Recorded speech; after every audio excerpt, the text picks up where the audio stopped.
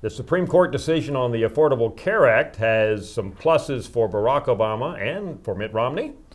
Our first read on what Americans think about Ann Romney. We're in phase 1 of the presidential election campaign, about to move into phase 2.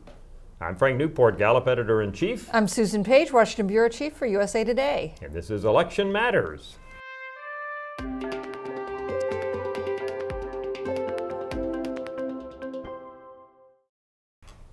Well, Susan, the big news, of course, was the Supreme Court decision, which came out last Thursday, which basically said it was constitutional, that is the Affordable Care Act of 2010, with some issues about the Medicaid to the states.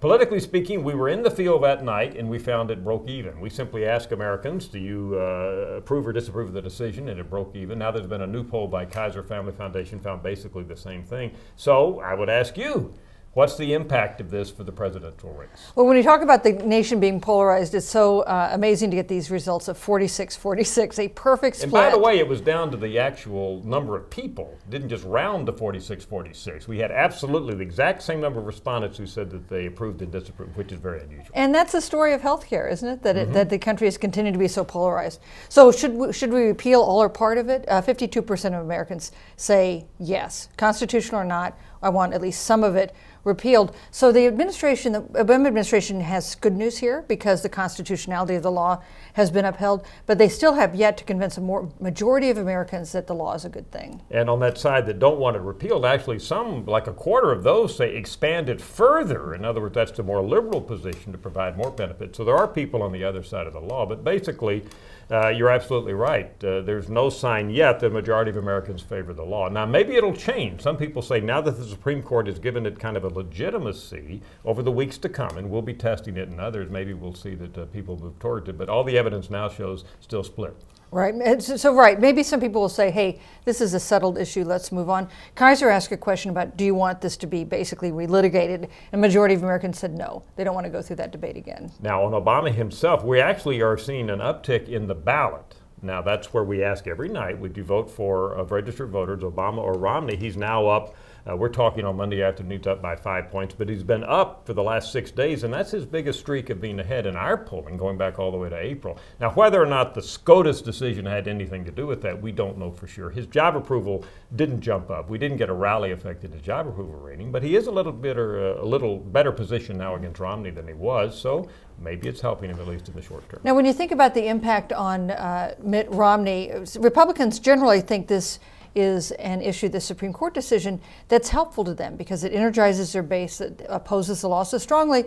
And it means if you want to get rid of the law, the only way to do it is not to rely on the courts, but to rely on the ballot box. But with Mitt Romney himself, we've seen him not really focus on this. I mean, it's a complicated issue for him because as governor of Massachusetts, as you know, he passed. So he doesn't like to talk about this. This isn't his favorite topic, right? Right. He signed into a law with some similar provisions. So it's in some ways a difficult issue for him to take advantage of. We did see in that Kaiser poll that Republicans said they were more likely to be energized to vote than Democrats as a result of the law. So maybe that's the argument on the part of on the right side, that maybe it'll come fire people up to vote for Romney and against Obama. Right. Only 1 in 5 Americans told us that they had to agree with the person they vote for president on this issue. We'll wait and see. You spoke of Mitt Romney a moment ago. You had the interesting journalistic assignment of interviewing Ann Romney, his wife, who would be First Lady if he were elected, which raises the question, do First Ladies ever make a difference? You know, I don't think the First Ladies decide elections, and I don't think they're a powerful issue. It's like Vice Presidents. Maybe they have some impact on the margins, but people are voting for the top of the ticket. But one thing that First Ladies, our presidential spouses, can do is help shape Americans' perception of the candidate himself. And I think in that way, Ann Romney's been very helpful. Yeah, you had that in your story. His image is being more austere, right? A cold, non-emotional man, although people who know him, his wife in your article said, oh, he's a very, Mitch is a funny guy, Mitt's a funny guy, and all that type of stuff. But she's been able to soften him. At least that's the argument, right? I think that's right. And she seems, he sometimes doesn't seem so approachable. She seems very approachable. We took our first favorability ratings on Ann Romney. 37% view her favorably, 18% unfavorably.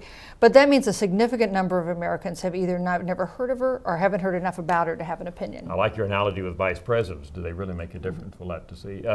You have in USA Today a review of our Gallup polling on prior First Ladies, and Hillary Clinton had quite a few negatives back when she was running with her husband Bill in 1992, yet he won.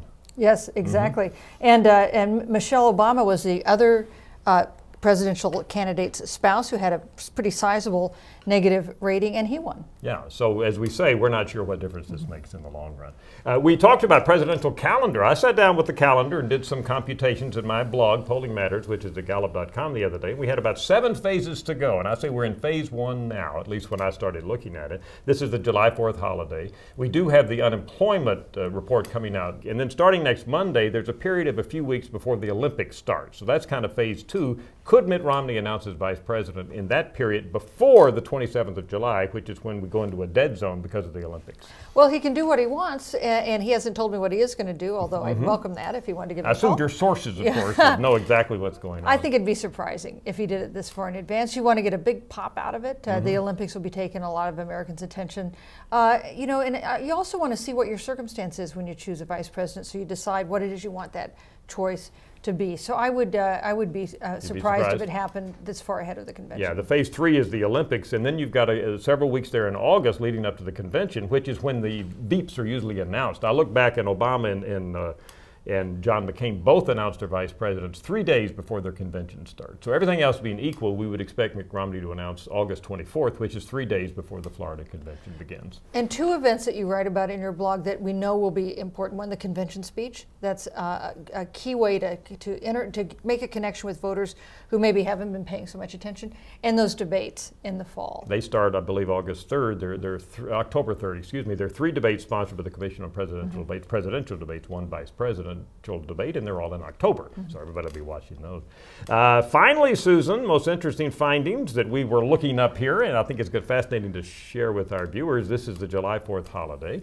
I'm sure you're going to have a good time, but it looks like based on our data, most Americans are quite happy on July 4th, right? Based on our evidence. This is such because in your daily tracking, you ask people, were you happy yesterday? Did you have a lot of happiness yesterday and not much stress? And you find that the 4th of July ties for 4th. With New Year's Day. With New Year's Day, and tell us the 3 happier days. It's Christmas is the happiest day, then Thanksgiving, based on this criteria, and then Easter. And then, as you say, July 4th and New Year's Day are they're tied is on that criteria is the 4th most happy day of the year. So everybody on July 4th will be happy. And happy 4th of July to you. Thank you. And then I'm sure the candidates won't do much on July 4th, but we'll be back next Monday. We'll talk about the unemployment numbers at that point. Our Gallup numbers suggest that they may be down, which would be a boost for the Obama campaign. But we've been fooled before by the BLS, so we're going to wait and see what they come out with on Friday. I'm Frank Newport, Gallup Editor-in-Chief. I'm Susan Page, Washington Bureau Chief for USA Today. And this is Election Matters.